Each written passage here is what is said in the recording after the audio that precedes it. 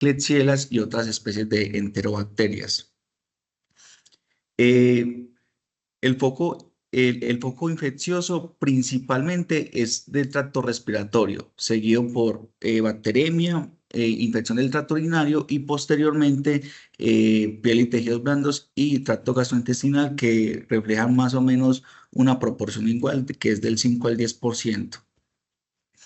Ese es un estudio que se realizó en Colombia, de los pocos estudios que se han realizado en Colombia en torno a la neutropenia febril. Es un estudio descriptivo en pacientes con diagnóstico de neoplasia hematológica y o tumores sólidos que presentaron neutropenia febril entre junio del 2014 y junio del 2016. Este estudio se realizó en un centro oncológico de Montería. De estos 68%, el 44% tuvo hemocultivos positivos y la tasa de mortalidad fue del 14%. De esos hemocultivos positivos, la gran mayoría fueron bacilos gram negativos, especialmente coli, pseudomonas y Klebsiella pneumoniae. Y el 27% fueron cocos gram positivos, principalmente Staphylococcus aureus. Cifras epidemiológicas que son concordantes con la descripción a nivel mundial, excepto por la positividad de los hemocultivos, que en este estudio sí presentó mayor proporción. Respecto a la evaluación del paciente con neutropenia febril, debemos hacer una evaluación sistemática, ordenada y orientada para establecer diagnósticos clínicos y microbiológicos que puedan afectar la elección de la terapia antimicrobiana. Debemos empezar por una historia clínica juiciosa, un buen examen físico, ordenando laboratorios de control y obtener hemocultivos y cultivos de otros sitios según lo indicado clínicamente. En la historia clínica es muy importante hacer una buena revisión completa de los sistemas, indagar bien por las comorbilidades médicas, infecciones previas, si el paciente ha tenido profilaxis antimicrobiana previa o terapia antibiótica reciente. Y es muy importante también anotar el régimen de quimioterapia, el número de ciclos que lleva hasta el momento el paciente, incluso cuando se administró la última quimioterapia. La intención del tratamiento, si es curativo, si es paliativo, porque en los tratamientos curativos generalmente los regímenes son más citotóxicos y también se debe indicar si el tratamiento es neoadyuvante, es decir, si la quimioterapia es antes de la cirugía o es adyuvante, es decir, quimioterapia después de la cirugía. También debemos indagar acerca de si está recibiendo concurrentemente radioterapia, porque hay mayor riesgo de inmunosupresión cuando se recibe quimio radio concurrente. Y esto es alguno de los regímenes de quimioterapias con mayor riesgo de toxicidad. Vemos que tenemos las antraciclinas muy utilizadas en cáncer de mama, como la doxorubicina, el cisplatino, la ifosfamida en sarcomas, ciclofosfamida, etoposio en cáncer de pulmón, citarabina en malignidades hematológicas. Entonces, indagar por este régimen de quimioterapia nos puede dar más ideas de que el paciente tiene mayor riesgo de hacer neutropenia. ¿Y por qué es importante indagar acerca del tiempo? Esto es una gráfica en la cual vemos que, un ejemplo, un paciente le administran quimioterapia el primer día, el descenso de neutrófilos va a iniciar alrededor del séptimo día. Empiezan a descender cuando hacen el NAIR, es decir, el punto más bajo del recuento absoluto, alrededor del día 9, día 10, para posteriormente en el día 15 subir. Entonces, si a un paciente le administran quimioterapia, digamos, el día 1 y presenta fiebre el día 10, seguramente ese paciente va a tener neutropenia y se va a configurar pues el diagnóstico de neutropenia febril. En el examen físico, hacer un examen ordenado, cefalocaudal, con énfasis en el sistema neurológico, revisar bien la boca del paciente, los senos paranasales, cardiopulmonar, revisar bien los sitios de catéter, la piel, el área perirectal y también el abdomen. Los laboratorios que debemos enviar rutinariamente según la Asociación Americana de Oncología y la Asociación Europea de Oncología, es un hemograma completo, PCR, pruebas de coagulación, función renal con electrolitos, función hepática y lactato sérico. Y ha surgido una controversia en cuántos hemocultivos se deben de solicitar. Algunos dicen uno, algunos dicen dos sets, algunos dicen tres sets. Veamos qué nos dice la evidencia acerca de esto. Y la Asociación Americana de Oncología y la Asociación Europea de Oncología recomiendan dos sets de hemocultivos, pero la Asociación Española de Hematología y de Infectología recomiendan que idealmente se deben de tomar tres sets de hemocultivos. Realmente, ¿cuál sería una posición muy coherente, muy lógica? Obtener al menos dos sets de hemocultivos de sitios anatómicos diferentes. Pero si el paciente tiene un catéter venoso central, lo ideal sería tomar tres sets de hemocultivos. Recordar que cada set de hemocultivo incluye un frasco, uno aeróbico, uno anaeróbico. Entonces, en este caso serían seis hemocultivos. Y también vemos que en la práctica clínica, pues los pacientes con neutropenia febril se solicitan urocultivo indiscriminadamente. Y las grandes sociedades científicas nos dicen que el urocultivo de rutina no está indicado. Incluso esto debe guiarse más por la clínica, si el paciente tiene síntomas urinarios irritativos o si es pertinente tomar cultivos de otras zonas porque hay síntomas asociados. Entonces, en conclusión, el urocultivo de rutina no está indicado. Imágenes de rutina. La Asociación Europea de Oncología aconseja radiografía de vectoras de rutina y la Asociación Americana de Oncología lo desaconseja. Este se da más por un enfoque dirigido por los síntomas. Una vez realicemos el diagnóstico, una evaluación, una historia clínica juiciosa, una buena evaluación, debemos estratificar el riesgo del paciente y básicamente estratificar el riesgo para ver si el paciente se beneficia de tratamiento hospitalario o ambulatorio. Entonces, muchas veces pensamos que todo paciente con neutropenia febril debía requerir tratamiento intrahospitalario y no es así. Yo estratifico el riesgo y si es un paciente con alto riesgo, el tratamiento será hospitalario y si es un paciente con bajo riesgo, el tratamiento será ambulatorio. Yo como estratifico el riesgo con estas dos escalas, está el Cisne Score y está el índice de más. ¿Cuál, cuál es la que recomiendan? ¿Cuál es la que tiene como mayor peso, la que más recomiendan? La que más recomiendan es la puntuación más. Esta ha sido validada prospectivamente en diversos estudios y es útil tanto en pacientes con tumores sólidos como en aquellos con malignidades hematológicas. La aplicación es sencilla y se basa en parámetros clínicos de fácil evaluación. A diferencia del Cisne Score, que solamente fue válida para pacientes con tumores sólidos. Entonces vemos que lo evaluado en esta escala está la carga de la enfermedad, básicamente si los síntomas son leves, son moderados, son graves, parámetros hemodinámicos como la presión arterial, comorbilidades, enfermedad pulmonar obstructiva crónica, el tipo de tumor, el estado de hidratación, dónde le dio la fiebre, si fue hospitalariamente, si fue ambulatoriamente y la edad menor de 60 años. Esto va a tener un puntaje y básicamente si el paciente tiene mayor o igual de 21 puntos, es un paciente bajo riesgo y vea la tasa de mortalidad. La tasa de mortalidad es menor al 1%, es decir, que es seguro ofrecer un tratamiento ambulatorio en este tipo de pacientes. Y la tasa de complicaciones graves es del 6%. Los pacientes con menos de 21 puntos son pacientes de alto riesgo y van a requerir tratamiento intrahospitalario y en estos pacientes de alto riesgo son los que nos vamos a centrar. Una vez yo estratifique el riesgo y tenga un paciente con bajo riesgo, tengo que verificar como otra lista de chequeo y esta es como la lista de chequeo y básicamente son como cosas muy lógicas y muy coherentes. Por ejemplo, si el paciente tiene inestabilidad hemodinámica, ese paciente no es candidato para realizar un manejo ambulatorio.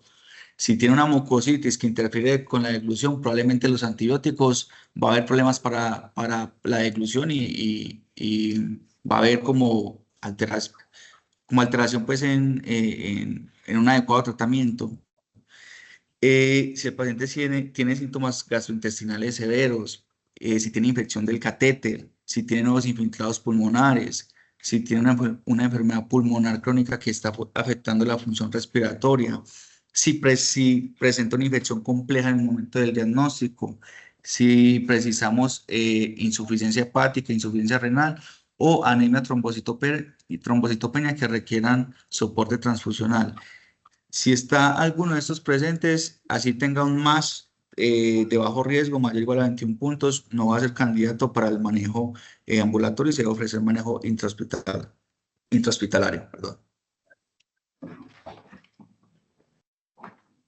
Bueno, en quienes definitivamente no se debe ni siquiera hacer estratificación del riesgo y siempre deben recibir tratamiento intrahospitalario, los pacientes con quimioterapia de inducción para la leucemia y los que están en trasplante de células madres hematopoyéticas. No son candidatos adecuados para el manejo ambulatorio porque el régimen citotóxico de ellos es muy mielosupresor. Hacen una neutropenia profunda y con una duración de más de 7 días. Estos pacientes, más del 80% van a desarrollar neutropenia febril y tienen alto riesgo de morbimortalidad, entonces en eso ni siquiera se debe estratificar el riesgo y el tratamiento debe ser intrahospitalario. Una vez decidimos que el paciente va a recibir tratamiento intrahospitalario, ¿cuál es el antibiótico de elección? Y el antibiótico de elección es un agente betalactámico con acción antiseutomónico. ¿Cuáles? Cefepime, piperacilina, tazobactam, ceftazidime, imipenem, meropenem, en las dosis y posologías que observamos en el cuadro. Nótese que el cefepime se puede enviar de 1 a 2 gramos y ya vamos a mirar de dónde sale esta evidencia. Y que incluso la posología de la piperacina tazobactam puede ser de 6 a 8 horas, que ya lo vamos a revisar muy bien de dónde sale esto. Hubieran ido a la charla de que nosotros fuimos. ¿Perdón? ¿Aló? ¿Hola?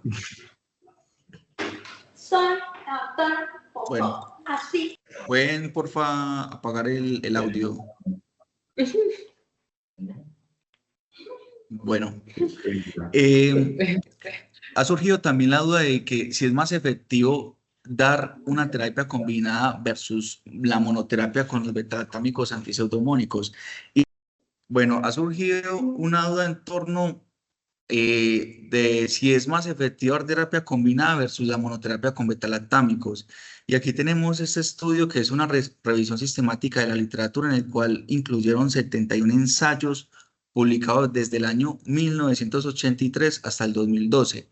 Básicamente el objetivo de este era comparar si la monoterapia con los beta-lactámicos que mencionamos anteriormente tenía alguna diferencia con la terapia combinada, que era beta-lactámicos más aminoglicosio en pacientes con cáncer, fiebre y neutropenia.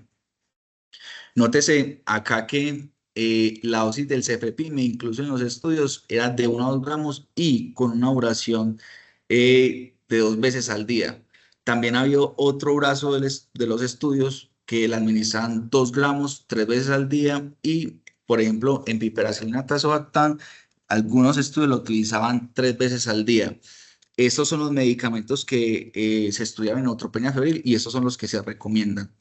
Entonces, aquí vemos que están comparando los beta-lactámicos con acción antiseudomónica versus la terapia combinada. Por ejemplo, en este caso, comparan meropenem con ceftazidime más amikacina. ¿Y qué encontraron ellos? Ellos encontraron que a pesar que la monoterapia mostró una menor mortalidad en comparación con la terapia combinada, no era estadísticamente significativo. El riesgo relativo es de 0,87, pero el intervalo de confianza sobrepasa la unidad. Pero sí mostró menores muertes respecto al estudio de la terapia combinada, que era el beta-lactámico más aminoglicósido. Si bien no es estadísticamente superior, esto quiere decir que la monoterapia es más ventajosa que la terapia combinada. Y de hecho, cuando fueron a evaluar como la mortalidad en sí relacionada con la infección, la monoterapia sí mostró un mejor rendimiento. Tienen un RR con un riesgo relativo con un factor protector 0,8 y un intervalo de confianza que no sobrepasa la unidad. Adicionalmente, los eventos adversos fueron más frecuentes en los pacientes con terapia combinada, principalmente nefrotoxicidad, con un número necesario a dañar de 4. Es decir, que por cada 4 pacientes a los que se administraba la terapia combinada, uno desarrollaba nefrotoxicidad. En conclusión, la monoterapia es más ventajosa que la terapia combinada, pero hay unos pacientes que se benefician de adicionar otro medicamento, pero con la intención de cubrir cocos gram positivos.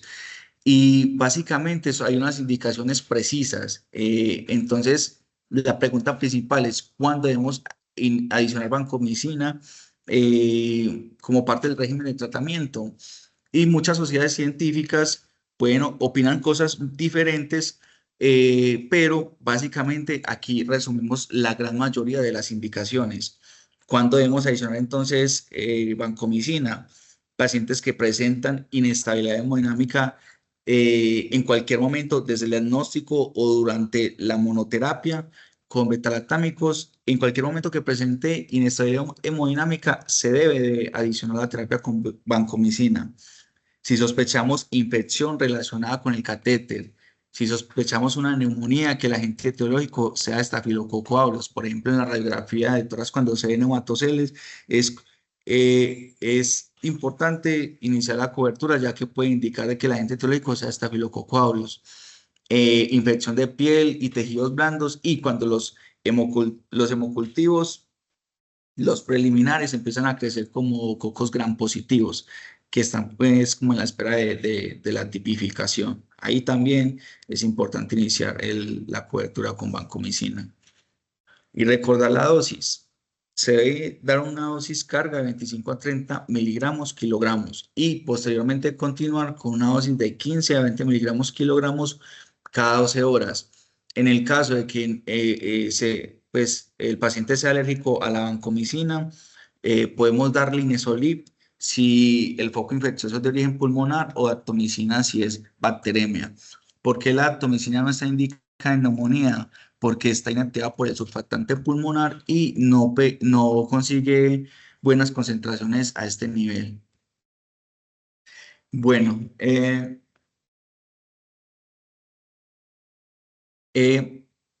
otra cosa interesante es cómo damos los antibióticos. Y pareciera que la forma de dar los antibióticos tiene algún beneficio. Este es un ensayo clínico prospectivo aleatorizado de un solo centro, en el cual comparó una infusión extendida frente a una infusión en bolos de betalatámicos en pacientes con neutropenia febril de alto riesgo. ¿Ellos qué hacían? Básicamente lo dividían en dos grupos. Un grupo que recibió la infusión extendida, que eran 4 horas, y el otro que recibió la infusión en bolo en 30 minutos. El criterio principal era respuesta global al tratamiento en el cuarto día. Ellos definían que la respuesta global era resolución de fiebre, cultivos estériles y la resolución de los signos clínicos. ¿Qué encontraron ellos? Que la respuesta global ocurrió en el 74.4% de los pacientes en los que se hacía la infusión extendida, en comparación del 55% de los que se daban la infusión en bolo, con una P estadísticamente significativa, y que incluso la infusión extendida mostró una mayor eficiencia en pacientes con infecciones pulmonares, del 80% frente a un 0% con una P francamente estadística. Pero si bien este estudio sugiere un beneficio de la infusión extendida, como se realizó en un solo centro, sería útil realizar estudios multicéntricos más grandes como que validen estos hallazgos. Pero al parecer, la terapia con infusión extendida tiene algún beneficio en los pacientes con neutropenia febril.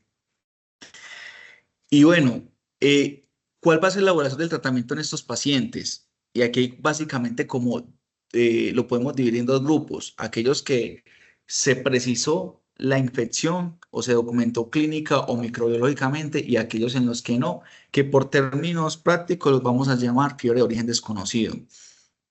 Y las sociedades científicas, digamos que unifican el concepto en que si el paciente se le documentó la infección, ya sea clínica o microbiológicamente, están de acuerdo en que se puede suspender cuando el recuento absoluto de neutrófilos es mayor de 500, el paciente está febril asintomático por 48 horas y la duración mínima surgida del tratamiento ya ha finalizado. Entonces vamos a entender esto mejor acá. Si, por ejemplo, yo tuve un paciente con neutropenia febril y el foco infeccioso era de origen pulmonar, yo documenté clínicamente que era una neumonía con la radiografía de tórax, la clínica del paciente. Lo que voy a mirar primero es el recuento absoluto de neutrófilos. Si está más de 500 y si el paciente está febril asintomático por 48 horas y ya completó la evaluación del tratamiento según el origen de la infección, que para neumonía sería de alrededor de 5 o 7 días, se puede finalizar el tratamiento tranquilamente. Y algo similar pasa en el paciente que tiene fiebre de origen desconocido, específicamente en aquellos que tienen un recuento absoluto de neutrófilos mayores de 500 y están a febril asintomático por 48 horas. Aquí podemos finalizar el tratamiento antibiótico tranquilamente, así hayan transcurrido 4 días. Si lleva 4 días y el paciente cumple con todos estos, se puede finalizar el tratamiento antibiótico. Pero el problema principal es cuando no sabemos o no documentamos clínica microbiológicamente el foco infeccioso y el recuento absoluto de neutrófilos es menor de 500. Aquí básicamente dos guías emiten recomendación, la NCCN y la Asociación Europea de Oncología. Básicamente la NCCN dice, usted puede hacer lo que quiera. Usted puede suspender la terapia, desescalarla y darle profilaxis o continuar el antibiótico hasta que recupere la neutropenia. Y la ESMO dice que la única manera de que el tratamiento antibiótico se suspenda es que esté 5 a 7 días sin fiebre. Entonces, bueno, y otra cosa es que la ITSA no emite recomendaciones específicas para este tipo de pacientes y la Asociación Americana de Oncología tampoco emite recomendaciones para este tipo de pacientes, entonces no está muy claro qué hacer. Y es aquí donde este estudio, el HONLONG, toma relevancia. Este fue un ensayo clínico aleatorizado, abierto, controlado, fase 4. Evalúan adultos con malignidades hematológicas y una neutropenia febril de alto riesgo con recuentos absolutos de neutrófilos menor de 500 sin diagnóstico etiológico. Básicamente, el grupo que estábamos analizando en la diapositiva anterior. Ellos les daban fármaco betalantámico antipseudomónico y en el grupo experimental, la terapia antibiótica empírica se retiró después de 72 horas de apirexia y con recuperación clínica, así los neutrófilos estuvieran menor de 500, versus el grupo de control que retiró el tratamiento antibiótico cuando había una recuperación de los neutrófilos, es decir, cuando era mayor de 500.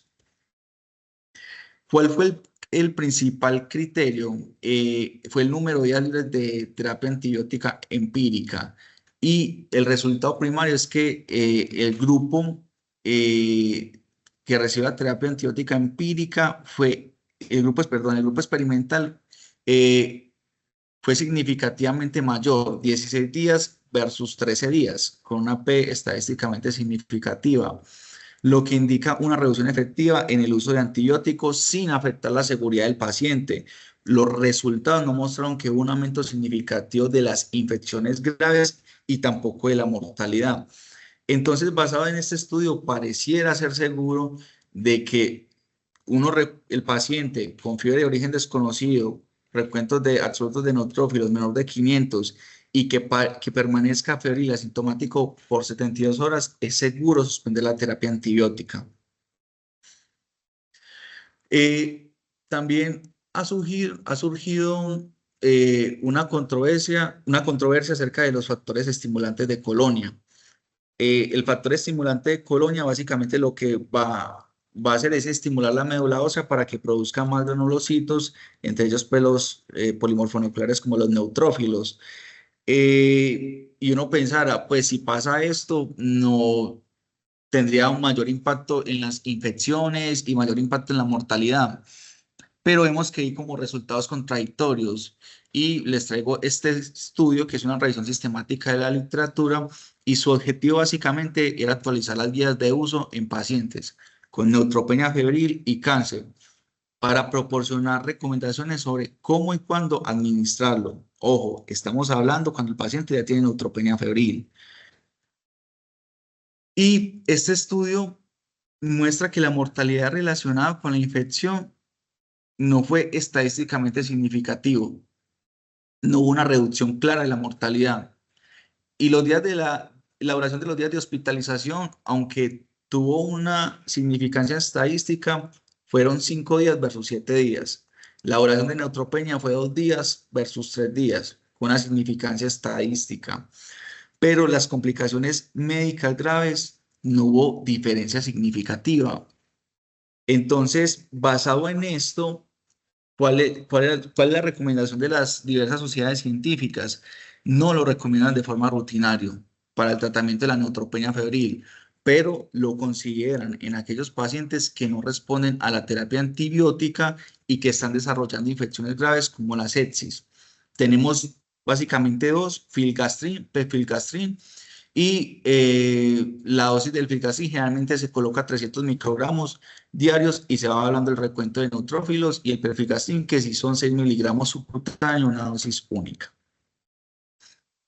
Bueno, otro tema muy controversial es si tiene algún beneficio dar profilaxis antibiótica, es decir, al paciente que no le ha dado neutropenia febril, ¿tiene alguna relevancia dar una profilaxis antibiótica para evitar como este desenlace? Y aquí vemos un metaanálisis que incluyó ensayos clínicos aleatorizados, principalmente en pacientes con cáncer hematológicos entre 1973 y 2010. Este concluyó que la profilaxis antibiótica, especialmente con fluoroquinolonas, reducen la mortalidad. Pero cuando vamos a analizar con mayor detalle el estudio, las las flechas naranjas nos indican, por ejemplo, que el riesgo relativo global es protector con un intervalo de confianza significativamente estadístico. También pues el test global es estadísticamente significativo, pero cuando vemos las flechas rojas, por ejemplo, la heterogeneidad, un estudio con una heterogeneidad moderada, y en las flechas rojas vemos que en varios ensayos clínicos, sobre el riesgo relativo no era protector, e incluso sobrepasaba la unidad. Entonces, esto dejó muchas dudas, y la recomendación acerca de la profilaxis antibiótica, diversas sociedades científicas opinan cosas diferentes. Está claro que el antibiótico con el cual se hace profilaxis es una fluoroquinolona, pero no está claro el beneficio en la mortalidad. Aquí les traigo, por ejemplo, las guías que recomiendan la profilaxis antibiótica, la guía de Alemania, la Asociación Americana de Oncología, el Reino Unido por sus guías NICE. Hay algunos que la consideran, por ejemplo, la NCCN, las guías de España, y hay otros que definitivamente no recomiendan la profilaxis, como es la Asociación Europea de Oncología, y, por ejemplo, las guías de Australia tampoco la recomiendan. Y aunque sí hay un beneficio muy claro, que es la reducción del riesgo de neutropenia febril en un 24-29%, e incluso reducción del riesgo de bacteriemia en un 40-46%, y reducción de las hospitalizaciones y sus costos asociados, ellos dicen que los que no la recomiendan se basan en que los riesgos sobrepesan más que los posibles beneficios, y que han visto que en los estudios han aumentado el riesgo de resistencia bacteriana, y que ha afectado tanto el tratamiento del individuo como el de la comunidad. Además, que el tratamiento con las fluoroquinolonas puede producir una disbiosis del microbioma intestinal, predisponiendo al individuo con mayor riesgo de colonización por patógenos multiresistentes, y aumenta el riesgo de colitis grave por Clostridium difficile. Está muy claro que tiene beneficios en reducir la prevalencia de la neutropenia febril, los costos de la hospitalización, y disminuir el porcentaje de hemocultivos positivos, pero no está claro el beneficio en la mortalidad.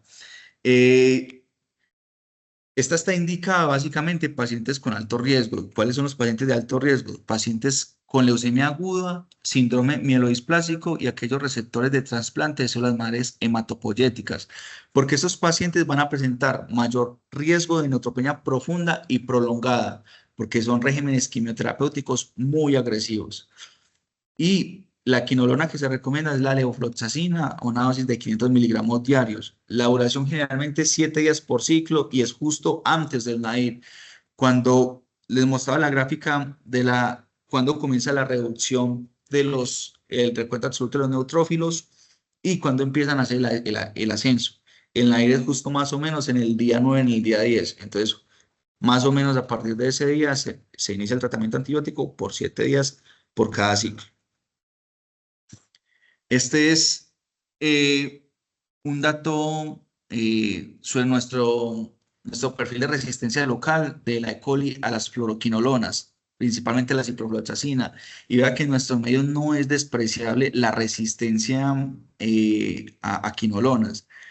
Entonces, por ejemplo, en el año 2022, este es pues un dato del grupo Germen, vemos que el 65% de los pacientes en el 2002 que tuvieron un cultivo con E. coli, el 65% presentó sensibilidad, es decir, que el 35% presentó resistencia.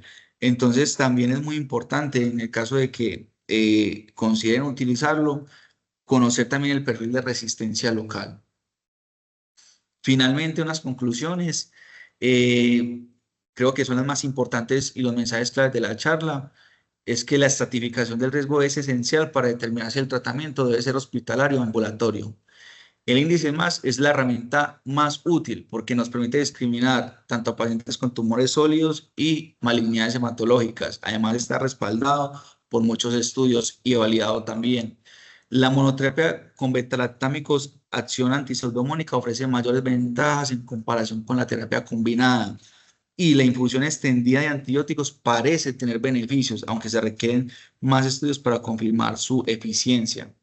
La vancomicina debe añadirse cuando esté claramente indicada y parece que es seguro suspender el tratamiento antibiótico en aquellos pacientes con cultivos estériles, recuentos absolutos de neutrófilos menor de 500 que permanezcan afebriles y asintomáticos durante al menos 72 horas. No se recomienda el uso rutinario de factores estimulantes de colonia y el uso de levofloxacina en profilaxis debe considerarse exclusivamente en pacientes de alto riesgo. Bueno, de eso les quería hablar. No sé si tienen alguna duda, alguna pregunta.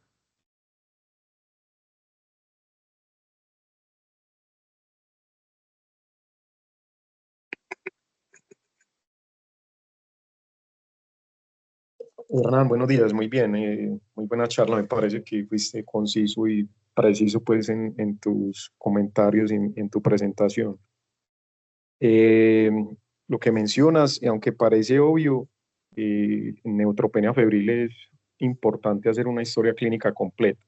Muchas veces estigmatizamos el paciente con cáncer y paciente con cáncer, bien sea neoplasia sólida o hemato-oncológica, muchas veces lo asociamos a un paciente paliativo y retrasamos la terapéutica en estos pacientes. Entonces, el inicio de antibiótico temprano cuando está indicado, no solamente prescribirlo, sino pues como en sepsis, cerciorarse que el paciente le cumple la pauta antibiótica. Porque como lo mencionaste, finalmente esto es lo que va a disminuir los desenlaces en pacientes con neutropenia febril, donde uno hace una documentación de un foco. Lo segundo, con respecto al diagnóstico, digamos que ha habido pues como un auge, sobre todo en estudios, porque muchas veces nos quedamos cortos en saber de dónde es el origen de la infección en estos pacientes. Sobre todo, como lo mencionaste, hemocultivos positivos entre un 10 a un 30%, a veces no tenemos otro foco infeccioso, no documentamos infecciones fúngicas invasivas. Entonces, algunos están haciendo estudios de metagenómica, precisamente por esa resistencia que hay a enterobacterias, ¿cierto?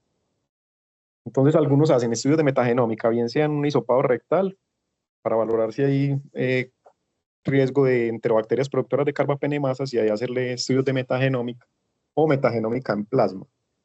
Eso detecta casi hasta de un 70 comparado con un 22% de hemocultivo, ¿cierto? Que aumenta mucho la probabilidad diagnóstica. Pues obviamente en países industrializados donde tienen altos recursos económicos.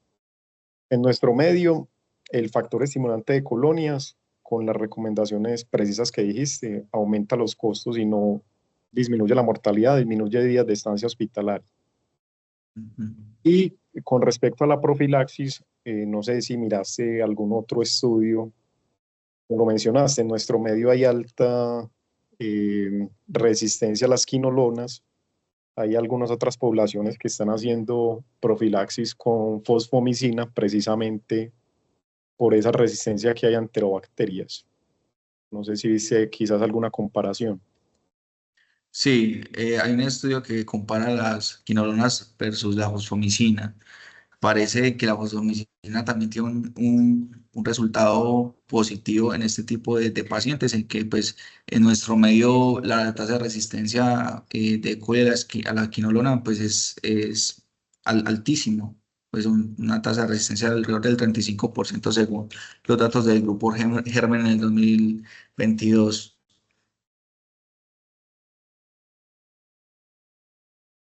Entonces es el estudio FOBOSIP, es un estudio español. Pues es un estudio que tiene varios problemas, es un estudio abierto. Finalmente ellos, cosas interesantes en el diagnóstico es que hacen metagenómica con hisopado rectal para precisamente detectar quiénes tienen esas enterobacterias. Precisamente por el riesgo de enterobacterias productoras de carbapenemasa, si hay ese riesgo, yo pienso que se daría la fosfomicina, pero no usar indiscriminadamente fosfomicina con profilaxis, yo pensaría que antes aumentaríamos más ese riesgo de resistencia antibiótica. Yo creo que en otras latitudes, principalmente en España, digamos, la resistencia a quinolonas puede que no sea tan alta y aún sea efectiva. Pues quizás requeriremos de más estudios para ver si la fosfomicina sí sea indicada pues, como profilaxis, que de hecho ellos mencionan esas limitaciones en el estudio. Eh, por lo demás, ¿no? Muy bien, Hernán. No sé si alguien más tiene algún comentario o alguna pregunta. Felicitarte, Hernán, por la charla. Buenos días, mi nombre es Jonathan Vargas, yo soy especialista en medicina interna y oncología clínica, actualmente en Clínica Vida Medellín. Una charla muy precisa, sí, muy acotada a la medicina basada en la evidencia. Vale la pena destacar el tema que nombraba Hernán del no uso de factores estimulantes de colonias. Nosotros en oncología clínica, sobre todo en cáncer de mama, tenemos fármacos de última generación como los inhibidores de ciclinas tipo 4-6, el denominado palbociclib, ribociclib o amivaciclib. Estos fármacos ocasionan una neutropenia, ¿no es cierto?, per se, que no es ocasionada por una depresión medular, sino por una inhibición del ciclo medular de manera extracelular, en donde el paciente de manera absoluta tiene contraindicación del uso de factores estimulantes de colonia, tal como lo nombraba en la charla el doctor Hernán, y la neutropenia simplemente se maneja retirando el fármaco. Así que es muy importante ese tema, es un tema que es de difícil manejo pues en el medio porque todavía somos reacios al no uso de factores estimulantes de colonia. Y de hecho en los estudios como tal, como por ejemplo el mismo MONALISA, se han encontrado que es detrimental el uso del mismo cuando está asociado al uso de estos fármacos. Básicamente anotar eso, es muy importante tenerlo en cuenta. Y felicitaciones por la charla, excelente. Gracias. Buenos días. Buenos días. Yo quería hacer énfasis en dos cosas. En el diagnóstico, recordar que el paciente neutropénico, como su nombre lo dice, tiene bajo recuento de neutrófilos, o sea que la respuesta inflamatoria es diferente. Entonces, ustedes en un sedimento urinario nunca van a encontrar una leucocituria si hay una infección urinaria. Entonces, ahí la importancia del urocultivo, que si bien se debe ser dirigido por síntomas, es un parámetro que nos puede ayudar.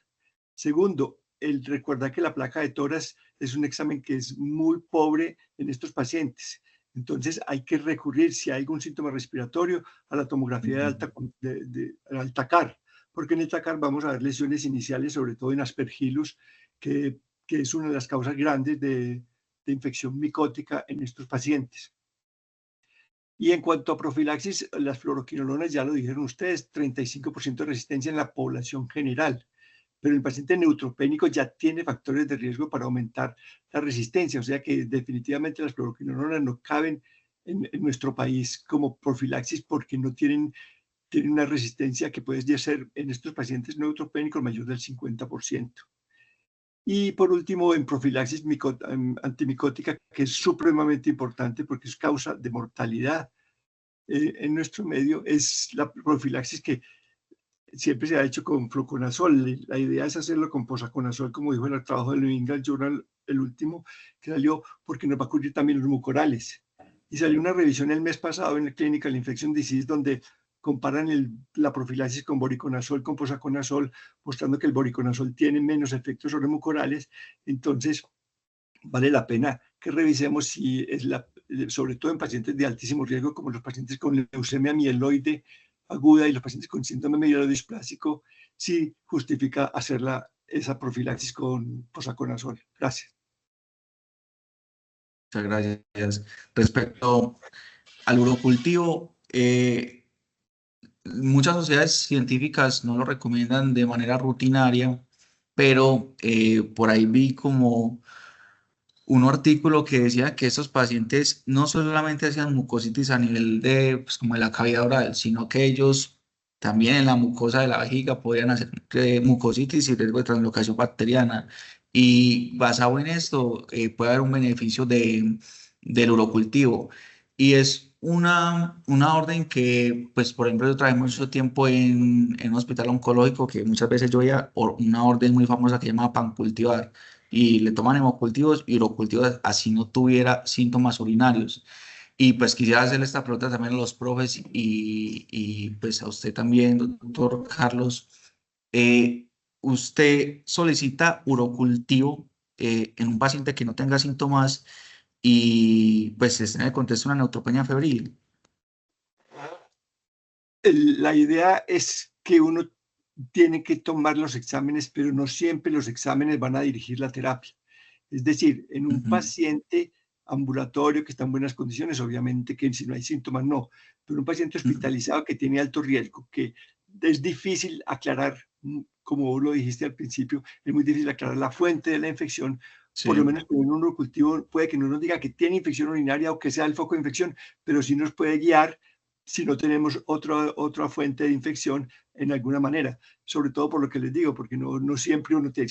Pero lo más importante es resaltar el examen físico, recordar que las infecciones en los sitios periorificiarios, como la área perianal, es muy importante explorarlas. Y cuando digo explorarlas, es explorarlas visualmente, no digitalmente, porque si ustedes hacen un tacto rectal en un paciente neutropénico, están expuestos a la bacteremia, pero sí por lo menos el examen físico de todos los sitios periorificiarios y las mucosas sí es importante. El urocultivo, entonces, tomarlo en pacientes críticamente enfermos, pero no como para decir que tiene infección urinaria, sino para tener un parámetro más de que podría ser una de las causas y podríamos conocer por lo menos la flora del paciente. Gracias. Listo, gracias. Hola Hernán. Hola. Hernán, ¿cómo estás? Hablas con David. Te quería felicitar por la charla. Quería resaltar que la forma en que explicaste los estudios, resumiéndolo, realizando tú mismo las diapositivas donde se resume los resultados finales del estudio y las conclusiones, me parece que es algo a resaltar. Entonces, en ese caso te felicito.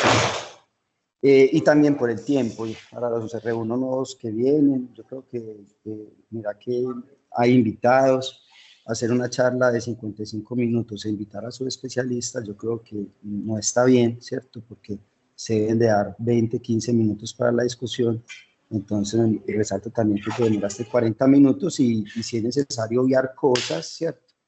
Como la terapia preventiva en micosis y demás, se obvian, ¿cierto?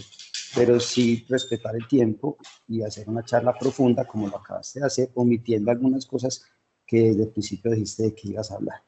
Ahora, con relación te quería hacer una pregunta. Yo pienso que el MASC es un puntaje que mencionaste para definir cuándo hacemos el tratamiento ambulatorio de los pacientes neutropénicos, y yo creo que lo debemos de usar.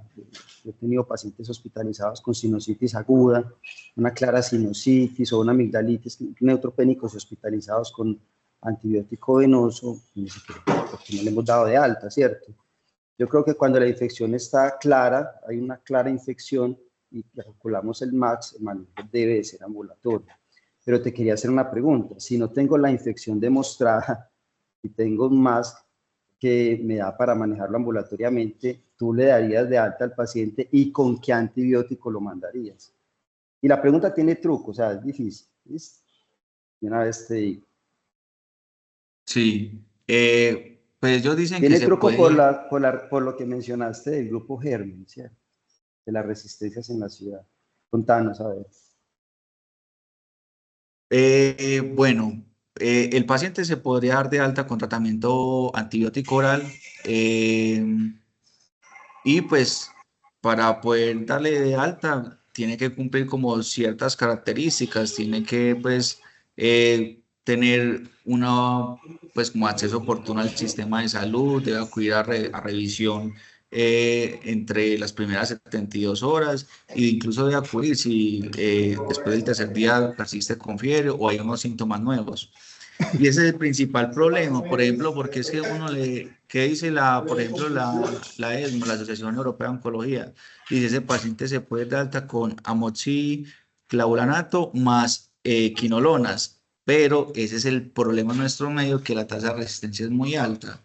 Entonces, uy, sería una pregunta muy compleja, pues, en este contexto. Yo la verdad quedaría más tranquilo, dada la tasa de resistencia a las quinolonas, quedaría más tranquilo vigilándolo intrahospitalariamente.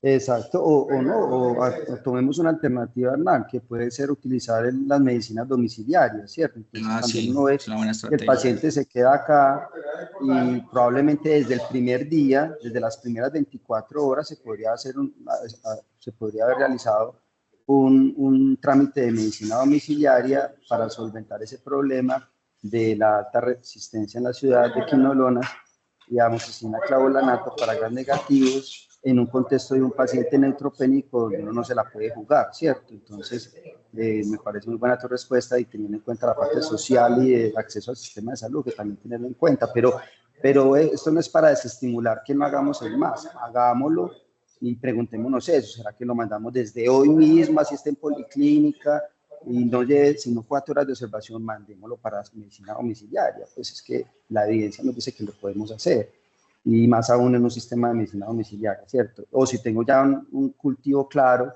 y sé el germen, pues también mandémoslo para la casa si estos puntajes no lo facilitan. Con relación a agrocultivo, pues yo creo, Orna, que no te enredes con eso. O sea, si vos encontraste en las evidencias claras de que las sociedades dicen que no se toman agrocultivos en un paciente asintomático, incluso incluyendo dolor en la topografía renal, entonces no lo tomes, no lo tomes simplemente. Y más aún, bueno, podríamos debatirlo en un paciente inconsciente y todo, pero generalmente estos pacientes neutropénicos están despiertos, se pueden examinar bien y dan un buen interrogatorio y ya no tiene ningún sentido, pienso yo, hacer el cultivo. Felicitaciones, hermano. Listo, maestro, muchas gracias.